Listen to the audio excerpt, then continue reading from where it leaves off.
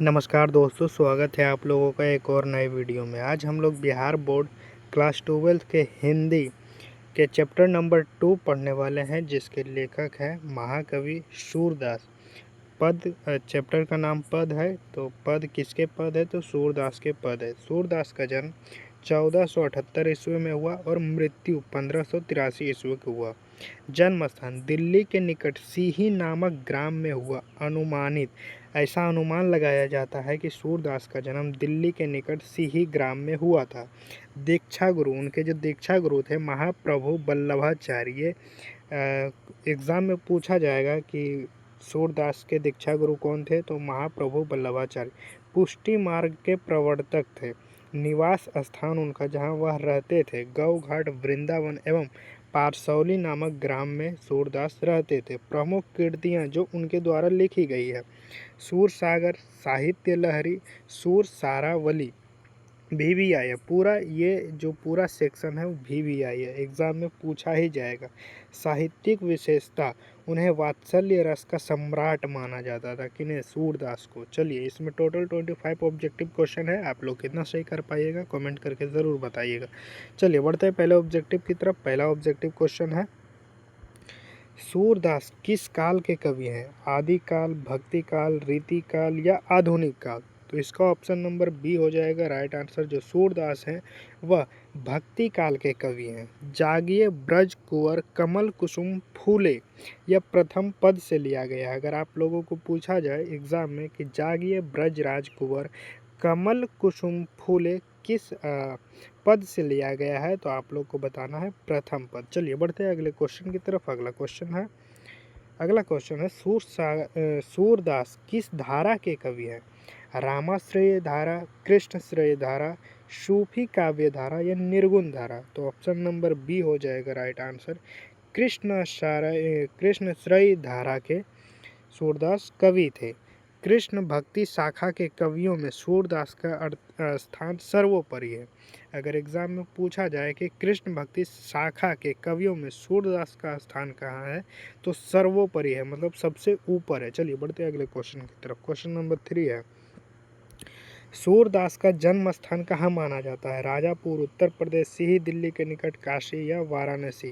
कहाँ? तो option number B हो जाएगा राइट आंसर। सीही, जो दिल्ली के निकट है। सीही ग्राम को ही अधिकतर विद्वान सूरदास की जन्म स्थली मानते हैं। कहने का अर्थ है जो अधिकतर विद्वान लोग हैं वो सूरदास का जन्म स्थल सीही ग्राम को ही मानते हैं। चलिए बढ़ते हैं अगले क्वेश्चन की तरफ। अगला क्वेश्चन है, सूरदास के दीक्षा गुरु का नाम क्या था? आप लोग को पता होगा, ये नहीं होगा, ये नहीं होगा। ऑप्शन नंबर बी हो जाएगा राइट आंसर, महाप्रभु वल्लभाचार्य। वल्लभाचार्य से दीक्षा लेने के पश्चात ही सूरदास पुष्टि मार्ग के पद गाने लगे।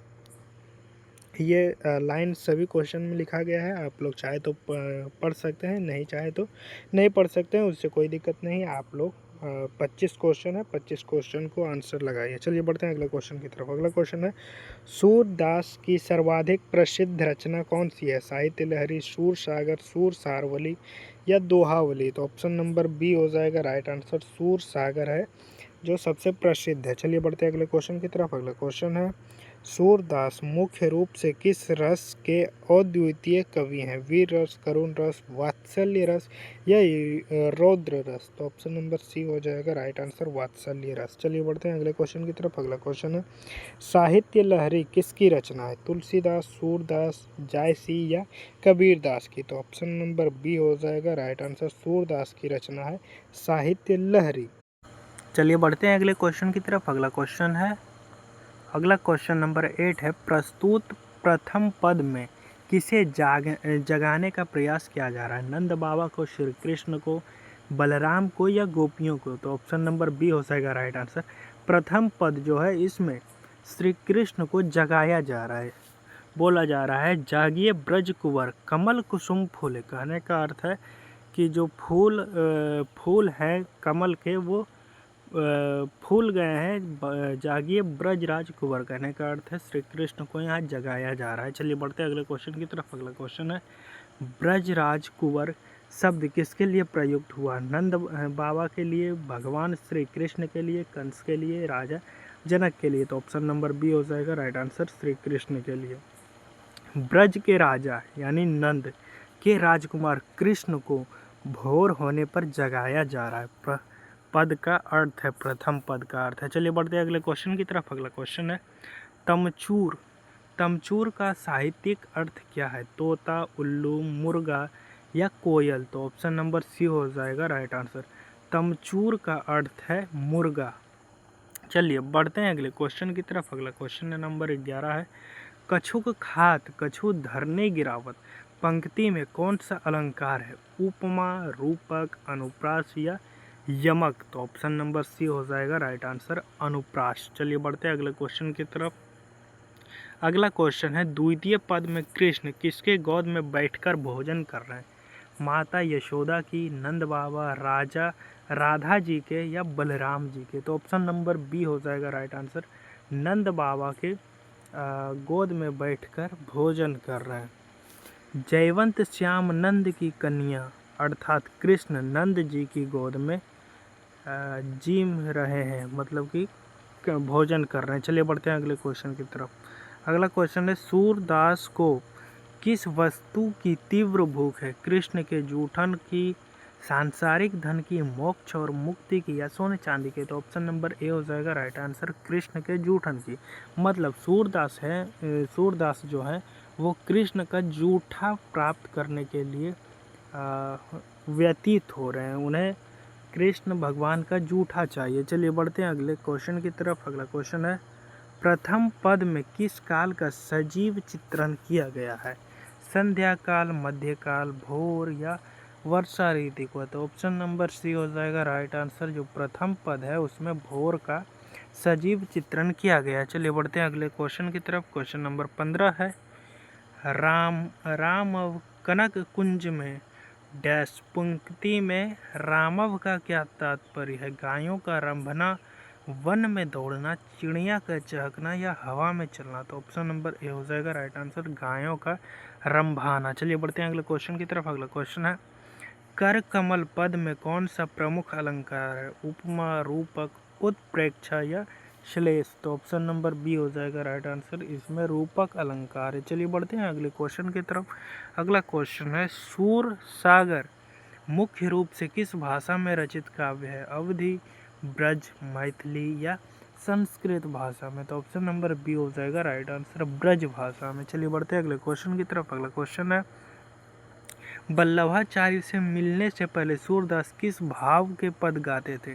प्रेम और श्रृंगार, दैन्य और दास्य, क्रोध और अमर्ष या हास्य? तो ऑप्शन नंबर बी हो जाएगा राइट आंसर दैन्य और दास्य भाव। चलिए बढ़ते हैं अगले क्वेश्चन की तरफ। अगला क्वेश्चन है सूरदास के पदों में काव्य के किस गुण की प्रधानता है? औज गुण, माधुर्य गुण, प्रसाद गुण या इनमें से कोई नहीं? तो ऑप्शन नंबर बी हो जाएगा राइट आंसर माधुर्य गुण। चलिए बढ़ते हैं अगले क्वेश्चन की तरफ। अगला क्वेश्चन है सूर सागर के 100 प्रसिद्ध रचनाकार कौन है? तुलसीदास, कबीरदास, सूरदास या नाभादास? तो ऑप्शन नंबर सी हो जाएगा राइट आंसर सूर सागर के सर्व प्रसिद्ध रचनाकार कौन है? सूरदास है। चलिए बढ़ते हैं अगले क्वेश्चन की तरफ। अगला क्वेश्चन है सूरदास की शारीरिक अवस्था आँखों के बारे में क्या सर्वाधिक प्रसिद्ध है?